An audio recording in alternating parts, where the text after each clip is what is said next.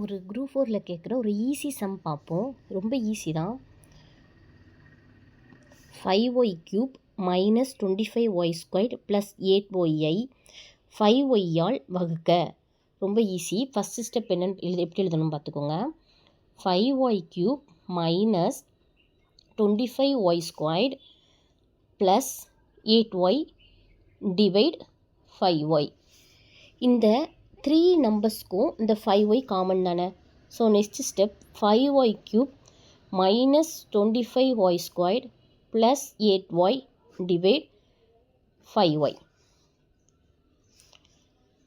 Next step 5y³ divide 5y minus 25y² divide 5y plus 8y divide 5y. இந்த 5y ஒன்று இந்த 3 நம்பர்ஸ்க்கும் காமனாக இருக்கிறதுனால இந்த 5y கொண்டு ஒவ்வொரு நம்பராக இப்போ டிவைட் பண்ணுவோம். 5 கேன்சல். இங்கே y³ இருக்குது, y இருக்குது. ஸோ இங்கே கேன்சல் ஆனால் என்ன வரும்? y 2 ஆயிரும். இங்கே 1 5 is 5, 5 5s are 25.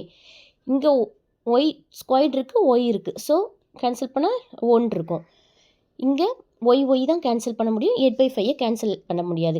இப்போது ரிமைனிங் வேல்யூ அப்படியே எடுத்து எழுதுவோமா? இங்கே என்ன இருக்குது? y² minus 5y plus 8/5. இவ்வளோதான் ஆன்சர். ரொம்ப இது ஈஸி சம். இதே மாடலை பெருக்குக, வகுக்க, ஆட் பண்ணுங்கலாம் கேட்கலாம். நம்ம நெக்ஸ்ட்டாக ஒன் சம் பார்ப்போம். தேங்க்யூ.